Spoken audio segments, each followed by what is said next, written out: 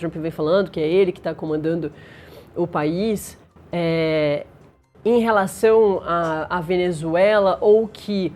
se a Venezuela faz uma nova eleição ou a oposição toma o poder, se não for interessante para o presidente americano, ele derruba um novo presidente, por exemplo. Isso fica claro para a comunidade internacional de que tudo bem, fica Deus-se, mas também se não estiver funcionando, o presidente americano vai dar algum jeito de ter um outro presidente que seja interessante para o controle dele, do país? É interessante tentar imaginar como a comunidade internacional vê Donald Trump, se vê Donald Trump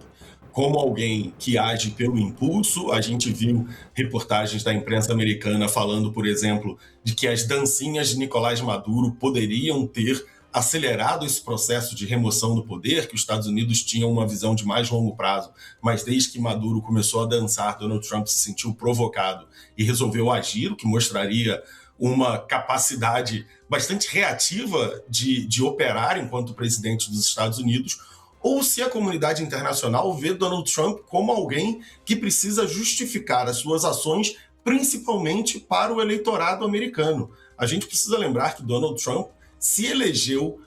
para esse mandato com uma postura, pelo menos no discurso, bastante isolacionista, ou seja, deixar os problemas dos outros países com os outros países e cuidar basicamente dos Estados Unidos, para políticas dos Estados Unidos e com aquela ideia de América primeiro, America first, que vamos cuidar dos nossos problemas e deixar que os outros países cuidem dos seus. Pode ser que haja essa leitura de que Donald Trump, nesse momento, está falando de petróleo, está falando daquilo, de recursos que os Estados Unidos possam vir a adquirir da Venezuela, como uma forma de justificar para o seu eleitorado americano que há vantagem em fazer ações na Venezuela e remover o seu presidente. É possível que muitos dos eleitores de Donald Trump estejam se perguntando nesse momento por que será que nós enviamos nossas tropas para a Venezuela para prender o presidente da Venezuela, um país com que nós não temos qualquer ligação. E Donald Trump esteja dizendo para eles, olha, nós vamos extrair dinheiro deles, nós vamos extrair o petróleo e com esse dinheiro nós vamos ajudar os venezuelanos. É muito difícil imaginar exatamente o que se passa por Donald Trump, porque nós temos acompanhado a quantidade de ameaças e quantidade de coisas que ele diz só para mudar de ideia depois, quando aparece outro tema. Então, me parece que, neste momento, ainda é bastante cedo para a gente antecipar o que Donald Trump está fazendo. Ele, de fato, parece não ter reservas, não tentar disfarçar que há um interesse econômico também nessa ação da Venezuela. Mas também ele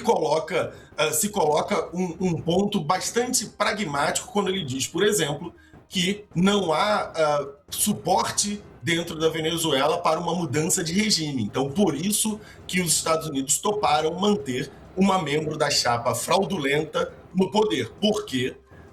não haveria possibilidade de fazer essa mudança para uma membro da oposição ou um membro da oposição sem gerar uma guerra civil. Lembrando que as Forças Armadas venezuelanas são basicamente quem detém o poder não apenas político, mas também econômico dentro da Venezuela, desde que o chavismo foi eleito no início do século XXI. Magno, e o Brasil nessa questão toda vem se posicionando contra o ataque americano, né, a captura de um presidente muito focado na defesa dos países e das soberanias dos países. Pouquíssima gente do mundo todo defende Nicolás Maduro, né? Para além do Nicolás Maduro, é a questão que está por trás ali por um interesse comercial pelo petróleo ou por interesse militar por algum outro país, a soberania nacional não pode ser destruída. E ontem as manifestações foram inclusive de encontro ao que o presidente Donald Trump vem falando, que a palavra sequestro é uma palavra boa para definir o que aconteceu com o presidente Nicolás Maduro. O Brasil ontem também utilizou essa palavra para definir. E amanhã, aqui no Brasil, a gente vai ter a cerimônia que, desde que aconteceu o 8 de janeiro de 2023, acontece, feita pelo presidente Lula, com a participação dos três poderes, com representações dos três poderes, geralmente os presidentes aí das casas, o presidente do Supremo, para reforçar a soberania nacional, a defesa da democracia. E esse ano já seria um pouco diferente e mais emblemático, porque a trama golpista foi toda condenada, quase toda, poucas absolvições, inclusive o ex-presidente Jair Bolsonaro. Só que tem um novo elemento também, Venezuela. Como é que fica o presidente Lula, né, nesse discurso que muito provavelmente vai acontecer lá amanhã, nessa cerimônia? Como que o presidente Lula deve se manter, deve se posicionar, porque estava numa relação muito boa com o presidente americano. Isso, obviamente, traz resultados muito bons para a gente derrubou boa parte do tarifaço, conseguiu derrubar as sanções feitas, por exemplo, ao ministro Alexandre de Moraes.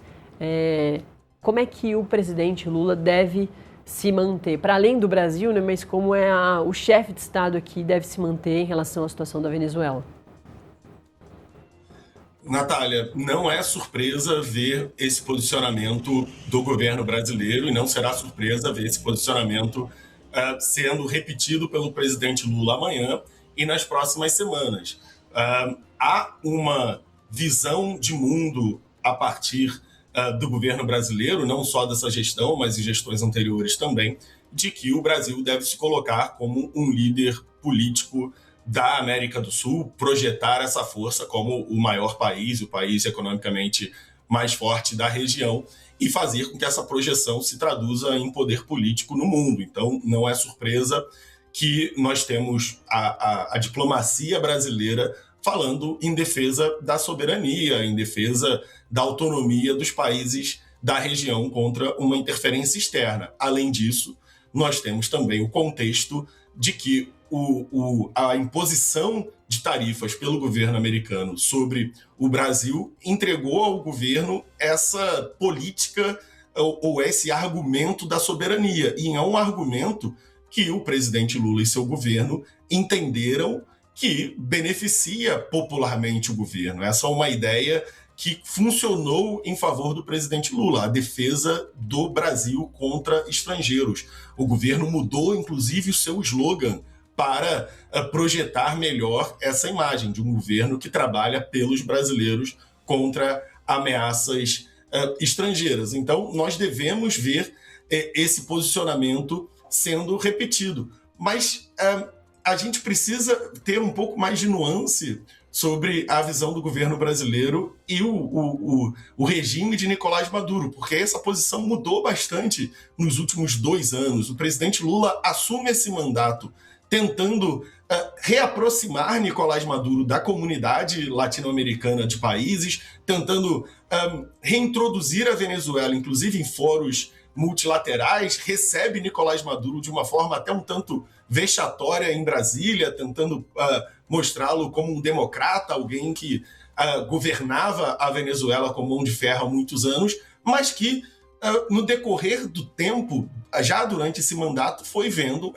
esse esforço frustrado por parte de Nicolás Maduro, porque se mostrava incapaz ou não muito inclinado a democratizar o seu regime, se recusou a permitir que Maria Corina competisse como representante da oposição, que era uma das questões negociadas pelo Brasil, de que a oposição poderia competir livremente nas eleições, e depois fraudou claramente o resultado eleitoral, o que fez com que o Brasil não reconhecesse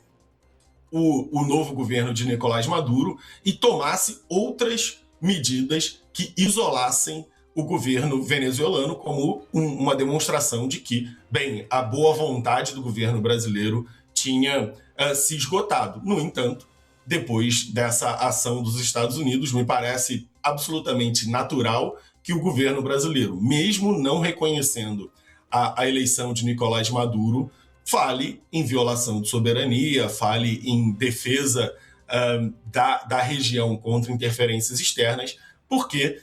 é a posição que está em consonância com uma visão histórica do Brasil, um posicionamento histórico do Brasil em defesa da região, da autonomia da América Latina contra influências de outros países, principalmente dos Estados Unidos.